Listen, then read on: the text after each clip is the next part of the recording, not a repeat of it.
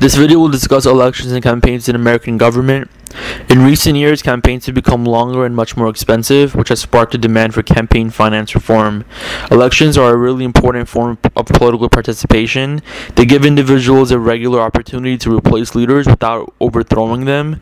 They legitimize positions of power because people accept elections as a fair method for electing political leaders. Presidential elections are every 4 years, House of Representative elections are every 2 years, and the senator elections are also every 2 years, with 1/3 of the seats up for re-election. Running for presidency or Congress requires the candidates to take the initiative by announcing to run, raise money, collecting signatures to get his or her name on the ballot, and personally appealing to voters in primary elections. In many other democracies, the party controls whether to allow candidates to run and actually put their names on the ballot. In American elections, the candidate with the most votes wins.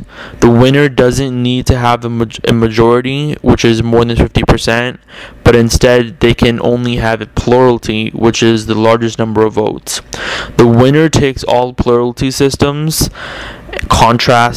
which is in contrast to other countries that have proportional representation, which is in systems where legislative seats are given to parties in proportion to the number of votes they receive. Political leaders are first chosen through primaries, then through general elections.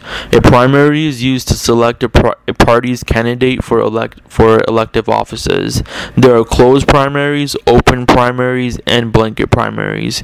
In closed primaries, a voter must declare in advance his or her party membership and on election day vote in that party's election. Most states do this. In open primaries, a voter can decide when he or she enters the voting booth which party's primary to participate in. Very few states do this. And in blanket primaries, a voter marks a ballot that lists candidates for all parties and can select Republican for one office and a Democrat for another. Only 3 states do this, which are Louisiana, Washington, and Alaska. Iowa holds caucuses instead of primaries. Local primaries pass it on to regionals primaries, which pass it on to the state, and party members gather and decide together on each level of the primary.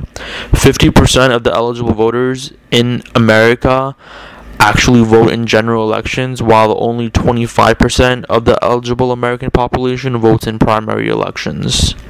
Presidential and congressional races follow the same basic pattern. They announce for office, the people select the party candidates in primary elections, party candidates campaign against one another, and the official is chosen in the general election. Although they have the same basic pattern, presidential and congressional elections differ in many different ways. For example, congressional elections are regional. They're by state for senators and by district for representatives, whereas presidential elections are national. Also, elections for House of Representatives are much less competitive than elections for senators, and definitely much less competitive than the elections for the presidency. Congressional elections occur every 2 years, with all seats in the House open and 1/3 of the seats in the Senate open. Fewer people vote in congressional elections during off years. Off year is when there's no presidential election. The lower turnout means that those who do end up voting for congressmen during the off years are people who are much more active in politics and thus are more ideological than the average voter during the presidential years. Members of Congress can communicate more directly to their constituents, often meeting with them personally. However, the president has to rely on mass media to communicate on most occasions.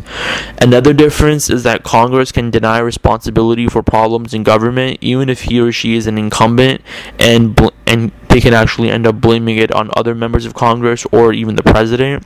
The president, however, is responsible for everyone and can't blame anyone if something goes wrong. Presidential popularity affects congressional elections a lot, even during off years. For example, in 1992, Bill Clinton won the presidency, but in 1994, Congress was Republican, which shows that he had no coattails. Coattails is another word for presidential influence. President Bush, on the other hand, in 2004 won the presidency, and then Republicans won Congress also, which shows that Bush actually had major coattails and wielded a lot of influence during those years. The first presidential primary is always held in February of the election year in New Hampshire. Those who win early primaries tend to pick up support along the way, and those who lose in the beginning tend to lose the primaries overall. This tendency for early primaries to be more important than later ones is called front-loading. Before primaries began to be instituted in 1990s, the National Party conventions held each year in summer before the November election decided the party's candidates. Today, the primaries determine the candidate, but the convention formally nominates them. Thus, the real decision is already made before the National Party conventions even begin. During general elections, candidates usually begin to sound much more middle of the road than they did in primaries to draw the broadest group of people. However, the mass media plays clips of primaries when the candidate sounds much more extreme because they had to appeal to their party's loyalists. Since the 1960s, president debates are a major feature of presidential elections, giving the candidates free TV time to influence voters in their favor. In recent years, the electronic media has skyrocketed the cost of campaigns. The Reform Act of 1974 limited campaign spending by establishing a 6-person commission to oversee election contributions. No foreign contributions were allowed. No cash contributions over $100 were allowed.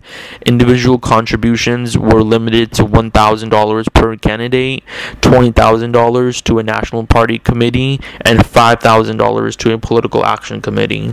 Federal matching funds were provided for major candidates in primaries, and call campaign costs of major candidates in the general elections were paid by the government. Soft money are funds not specified for candidates' campaigns but given to political parties for party-building activities. The Bipartisan Campaign Reform Act of 2002 was important because it banned soft money to national parties and placed curbs on the use of campaign ads